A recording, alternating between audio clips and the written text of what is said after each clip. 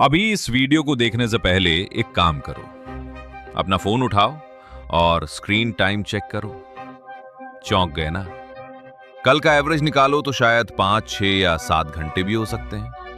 अब सोचो, साल में ये कितने दिन बनते हैं? एक नॉर्मल इंसान अपनी जिंदगी के लगभग 7 साल सिर्फ स्क्रोलिंग में गुजार देता है। सोते हुए, खाते हुए, टॉयलेट में, हर जगह हमारा थंब बस एक ही काम कर रहा होता है, स्क्रोल स्क्रोल स्क्रोल। लेकिन सवाल यह है, क्या तुमने कभी सोचा कि ये ऐप्स इतने एडिक्टिव क्यों हैं? क्या ये सिर्फ इत्तेफाक है या फिर ये सब जानबूझकर डिजाइन किया गया है? मेरा नाम है कमल और आज हम बात करेंगे उस इंडस्ट्री के बारे में जो तुम्हें कुछ बेचती नहीं बल्कि तुम्हें ही बेच देती है। इसे कहते हैं अटेंशन इकोनॉमी और इसके पीछे की डार्क साइकोलॉजी इतनी खतरनाक है कि सुनकर तुम्हारे रोंगटे खड़े हो जाएंगे। तो वीडियो को बीच में मत छोड़ना, क्योंकि आखिर में मैं तुम्हें बताऊंगा कि इस ट्रैप से कैसे बचा जाए। चलो एक बेसिक सवाल से शुरू करते हैं। इंस्टाग्राम, यूट्यूब, फेसबुक ये सब फ्री हैं।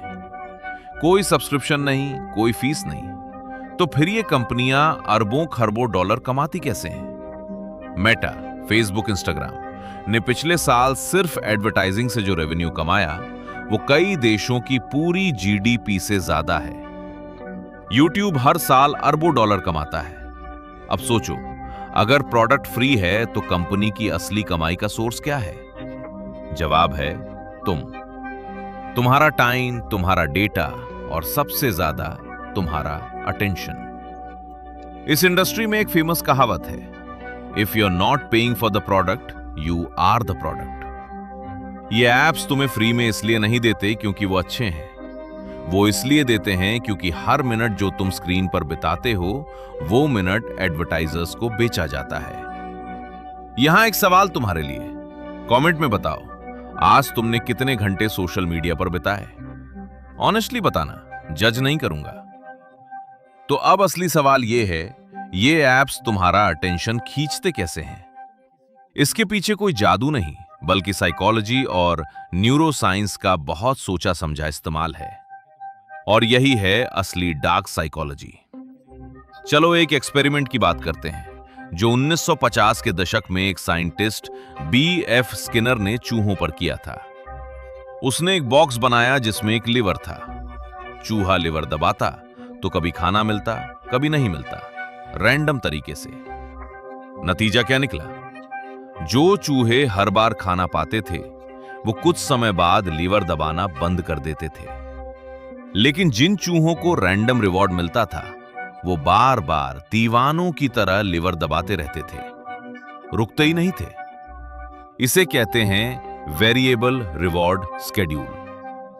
अब जरा सोचो, तुम्हारा इंस्टाग्राम फीड कैसे काम करता है? तुम स्क्रॉल करते हो, कभी बोरिंग पोस्ट आती है, कभी अचानक कोई मजेदार रील, कोई फनी मीम, कोई डोपामीन हिट देने वाला कंटेंट आ जाता है।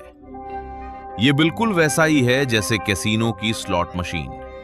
तुम्हें पता नहीं होता अगली स्क्रॉल पर क्या मिलेगा, बोरियत या कुछ शानदार। और यही अनसर्टेनिटी तुम्हारे ब्रेन में डोपामाइन रिलीज करवाती है। डोपामाइन कोई खुशी वाला हार्मोन नहीं है जैसा लोग सोचते हैं। यह असल में चाहत वाला हार्मोन है। यह तुम्हें कुछ पाने के लिए तड़पाता है, चाहे वो चीज तुम्हें खुशी दे या नहीं। यही वजह है कि स्क्रॉल करते करते 2 घंटे निकल जाते हैं और पता ही नहीं चलता। एक छोटा सा सवाल, क्या तुमने कभी नोटिस किया है कि जब तुम कोई वीडियो स्क्रॉल करते हो और वो बोरिंग लगे तो अगली वीडियो की उम्मीद में तुम फिर भी स्क्रॉल करते रहते हो? यही है वो ट्रैप।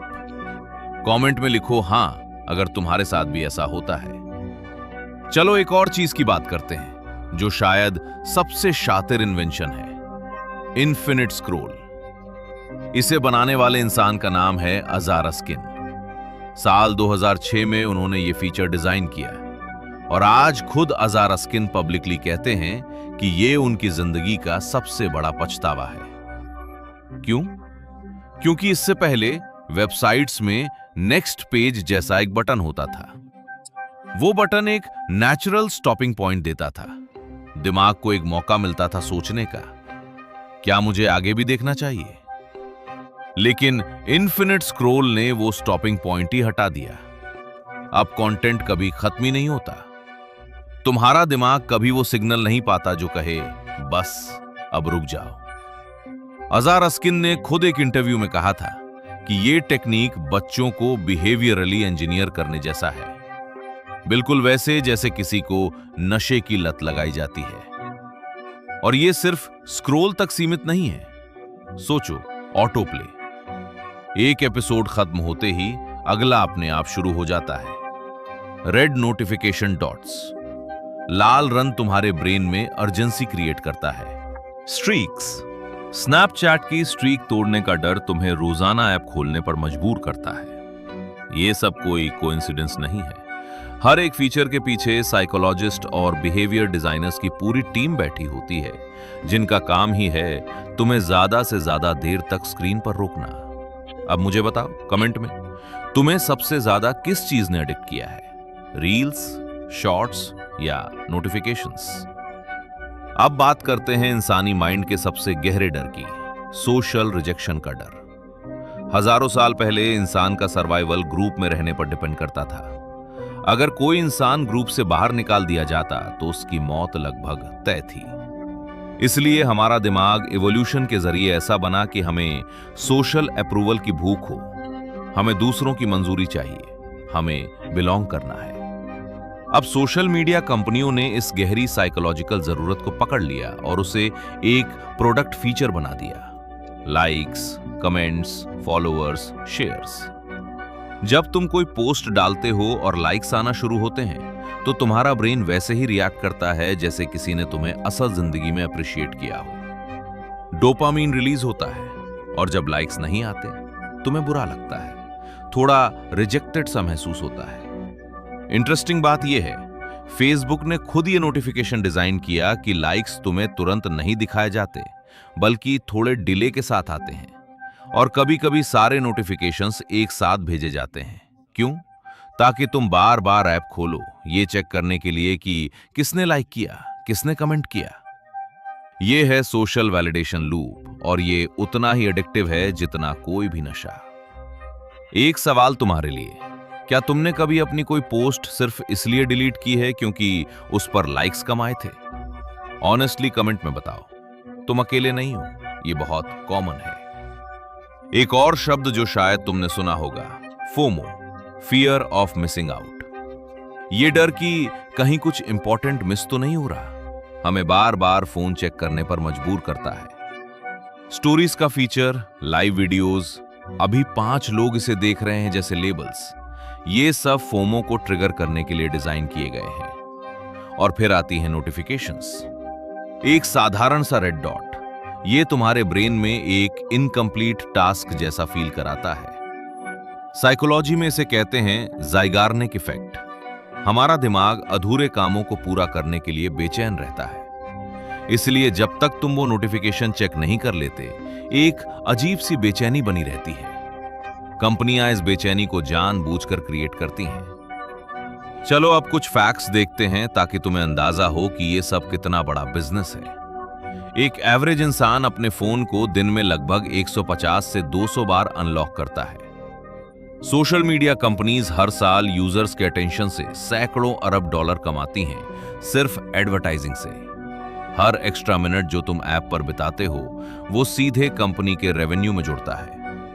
यही कारण है कि इन कंपनियों में ग्रोथ टीम्स होती हैं जिनका इकलौता काम है एंगेजमेंट और स्क्रीन टाइम को बढ़ाना, चाहे उसका असर तुम्हारी मेंटल हेल्थ पर कुछ भी क्यों ना पड़े। तो अब सवाल यह है, क्या हम इस ट्रैप से बच सकते हैं?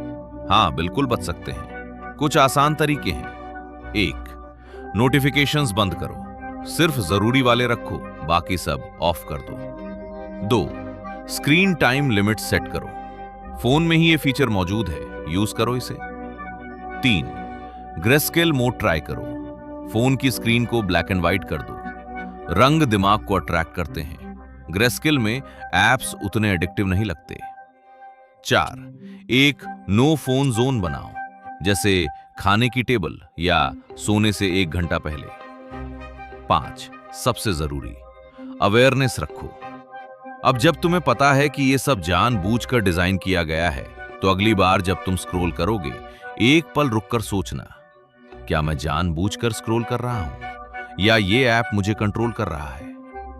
याद रखना, ये ऐप्स बुरे नहीं हैं, इनका इस्तेमाल भी फायदेमंद हो सकता है। बात सिर्फ इतनी है कि इस्तेमाल तुम करो, इस्तेमाल तुम्हारा ना हो। तो दोस्तों, ये थी अटेंशन इकोनॉमी की पूरी सच्चाई। अगली बार जब तुम्हारा फोन उठाने का मन करे, बस एक पल रुककर सोचना। अगर ये वीडियो तुम्हारी आंखें खोलने वाला रहा तो एक लाइक जरूर करना और कमेंट में बताना, क्या तुम आज से अपना स्क्रीन टाइम कम करने की कोशिश करोगे? सब्सक्राइब करो अगर ऐसे आई ओपनिंग टॉपिक्स पसंद है, और मिलते हैं अगली वीडियो में। तब तक के लिए अपना ध्यान अपने हाथों में रखो।